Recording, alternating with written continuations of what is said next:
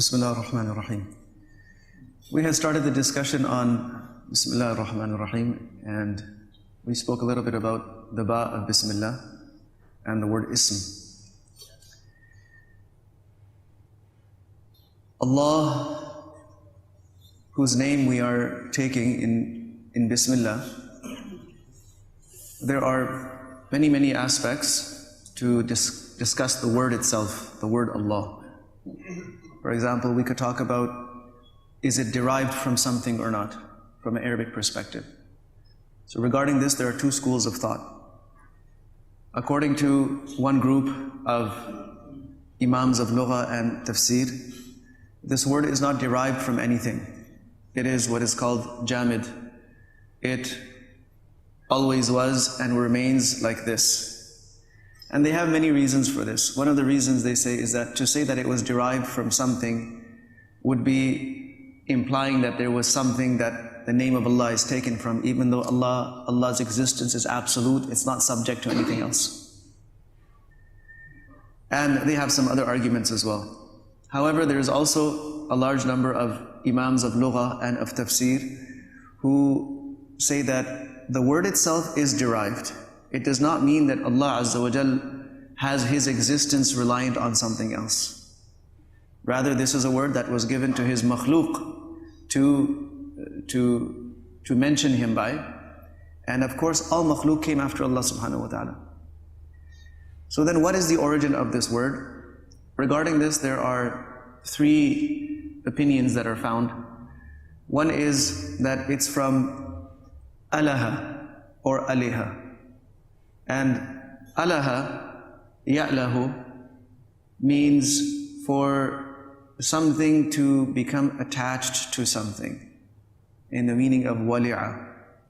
And this is like how a baby is attached to its mother, and how it clings on to the chest of its mother. This is one meaning. The other is from walaha. And walaha means for someone to be completely bewildered. And the bewilderment in regards to Allah subhanahu wa ta'ala would be that the mind is bewildered in trying to understand Him. The mind is bewildered by the powerful signs that He has scattered throughout the universe. And the mind is bewildered by His power and His might. In the first case, it was from alaha or aliha, the attachment to people, that He is the one that everyone needs to be attached to, or He is the one towards whom everyone's heart really goes to in their time of need. And the last one, the last derivation or root that is mentioned is laha. Laha layhan, laha yaluhu, and laha yalahu layhan. And this is more about protection and defense and so on and so forth.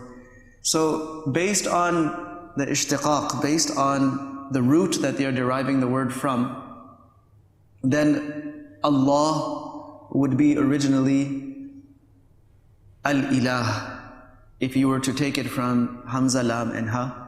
And the origin would be al-wilah if you were to derive it from waw, lam and ha. And it would be al-lah, which would be a masdar in this case, if you were to derive it from lam, waw, ha, or lam, ya, ha. And based on the rules of sarf, a modification as is made in the words of Arabic would be made. So al-ilah then it was amalgamated. Normally it would not be amalgamated, but this is something specific to the name of Allah subhanahu wa ta'ala, to Ismul Jalala. So Al-Ilah became Allah. And it is one of the special characteristics of this word, that it is the only word in the Arabic language, the lam of which is pronounced with what we call tafkhim. In other words, the thick lam is pronounced Allah. It is incorrect to say Allah. Cannot say that. Yes, if it is preceded by a kasra, then it could be lillah. That is the only time where tarqiq of the lam, to say it in a thin way, like every other lam in the Arabic language is pronounced. lillah would apply to that. Otherwise, as long as there's a fatha or a dhamma before it, it would be Allah. And we are, on one side from the tajweed aspect, we are required to pronounce it like this, but also because it is a special characteristic of the word Allah, and there is no other lam like this in the Arabic language, we are actually required to recite it like this out of ta'zeem, out of reverence for the name of Ismul Jalala, the name of Allah subhanahu wa ta'ala. So it would be incorrect from a tajweed perspective, but it would also be incorrect from an adab perspective, from a dealing with Allah subhanahu wa ta'ala perspective, to say it so lightly, to say Allah. Now, Aisha radiallahu anha mentions that the first bid'ah, according to Imam Bayhaqi rahimahullah, in Kitab al-Asma' wal-Sifat, that the first bid'ah that came into the world is that people stopped taking the name of Allah with respect and with reverence. This was the first innovation. When people stopped taking the name of Allah with reverence, then the grandeur of Allah and the grandeur of the commandments of Allah Azza wa Jal also started leaving the hearts of mankind. So we should pronounce it with a great deal of reverence whenever we do. In this case, because it is preceded with a kasra, so we would say Bismillah, we would not say Bismillah, because there is a kasra before it. So to say it that way would be incorrect. Bismillah. Now, Allah is what we call Ismul Alam. It is the proper name for Allah subhanahu wa ta'ala. The word Allah is not a descriptor.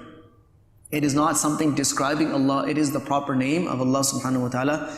This is why this word cannot be used for anything else. There are other names of Allah which are attributes such as Rahim and Ra'uf. These are descriptors, these are words that describe Allah subhanahu wa ta'ala and some of His attributes, and they have been used for makhluk, they have been used for people as well. Allah Azza wa Jal, this name cannot be used, has not been used, and may not be used for anyone else. Because it is a Ismul Alam, there is a discussion from the Nahu perspective about the two other sifat that come after this. We'll talk about that in another discussion. However, if Allah, the word Allah is the Ism Alam, the proper name for Allah subhanahu wa ta'ala, then what exactly does it mean? Or does it just represent Allah? So in the books of Aqidah, what is mentioned is when we say the word Allah, what are we talking about? Who are we referring to? It's Adhat al-Wajib al-Wujud al-Mustajmi' li jami'i sifat al-Kamal. It is that existence, that which is necessarily existent. It is necessarily existent. Wajibul wujud means it is not possible to imagine a universe without Allah subhanahu wa ta'ala. And it is not possible that there be a universe in which there is no Allah subhanahu wa ta'ala. In other words, His existence is absolutely necessary from every aspect, including the intellectual and logical aspect. It is not possible to imagine a world or a universe without Allah subhanahu wa ta'ala. So His being and His existence is absolutely necessary. And He possesses all the traits and attributes of perfection. All the traits and attributes of perfection belong to Allah subhanahu wa ta'ala. And when we talk about Alhamdulillah and so on and so forth, we'll talk about this in a little bit more detail. So this is a very brief and short discussion on the word Allah, and we will continue this in the future sessions, inshallah. Wa sallallahu wa sallam wa baraka ala nabiyyina Muhammad wa ala alihi wa ashabihi ajma'in. فتهدي الضياء لها